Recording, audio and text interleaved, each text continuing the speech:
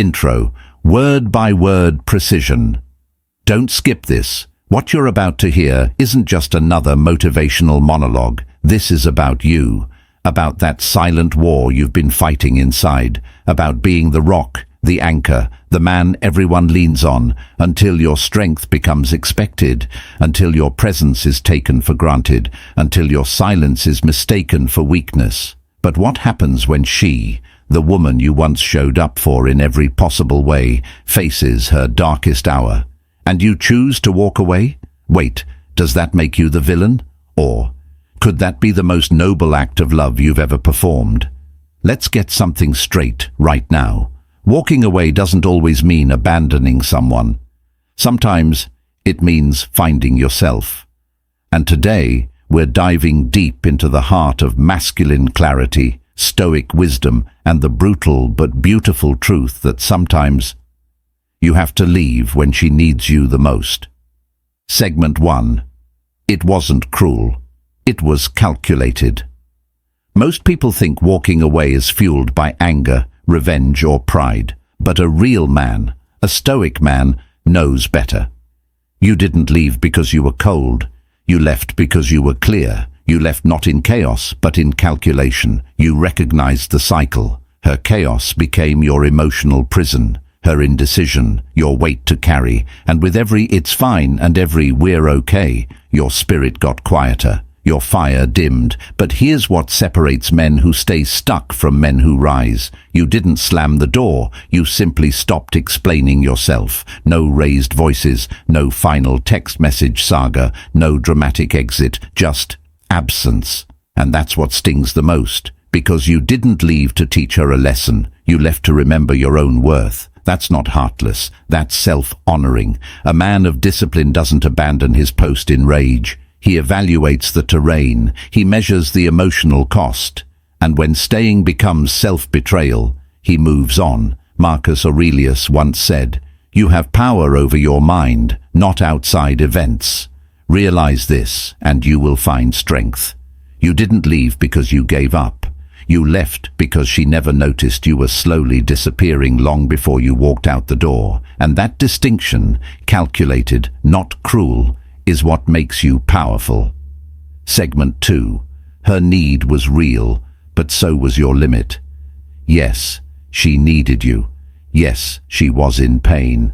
But no, that doesn't mean you had to stay. Need isn't the same as respect. Comfort isn't the same as commitment. She may have cried out, clung to your presence, begged for your reassurance, but was it from love, or just the fear of being alone?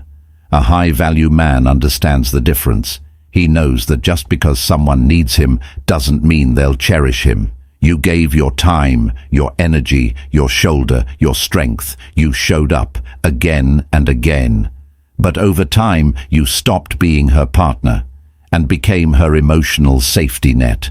There's a thin line between being needed and being used, and when that line gets crossed, your strength turns into servitude. Stoic philosopher Epictetus said, "Know the limits of your own strength." That includes emotional strength. You're not a lifeboat for someone who refuses to learn how to swim. You're not obligated to drown in someone else's storm just because they forgot to bring an umbrella. You didn't leave because you didn't care. You left because you realized your care was being consumed, not reciprocated. Let's call it what it is, not selfishness. Self-respect. Segment 3. You gave before it was appreciated. Let's not forget the hardest truth of them all. You gave when it mattered most. You were solid when everything else in her life fell apart. You were the one she leaned on when her world felt like it was collapsing. But it wasn't enough. Not because you weren't enough, but because she wasn't ready to value what she had. And that stings, doesn't it? In a world addicted to loud drama and cheap dopamine, your consistency, your calm, your steady presence was invisible. You gave her something rare, a space where she didn't need to perform, pretend, or prove. But sometimes people don't appreciate peace until chaos walks out the door.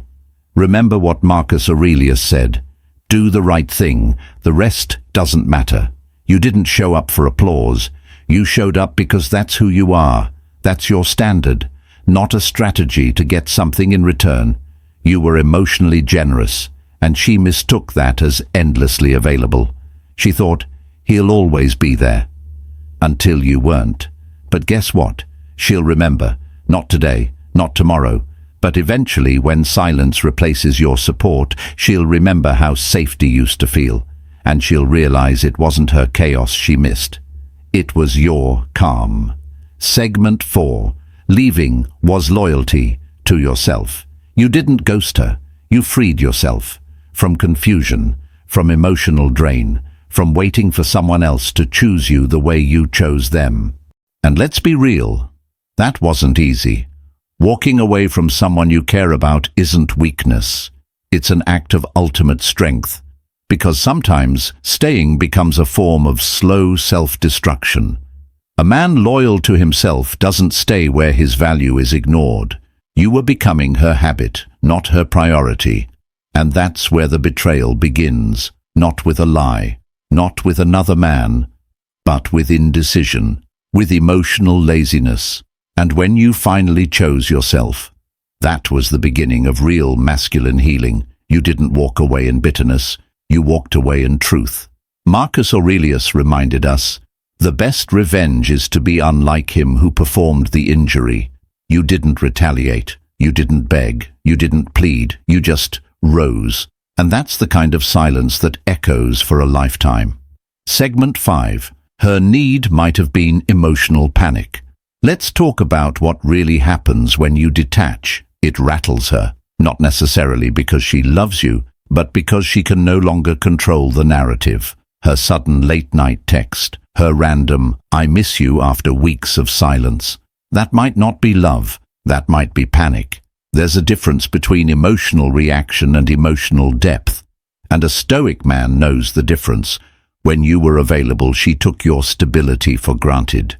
Now that you're not, the absence shakes her, not because she suddenly saw your worth, but because she lost the safety net she didn't think she'd ever need.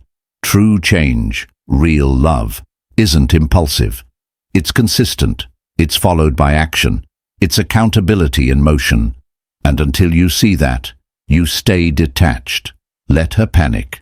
Let her feel what you felt when she didn't respond with presence. You're not being cruel. You're being wise. Final word, your silence was your strength. If you take nothing else away from this, remember this: your silence doesn't make you weak. It proves your control.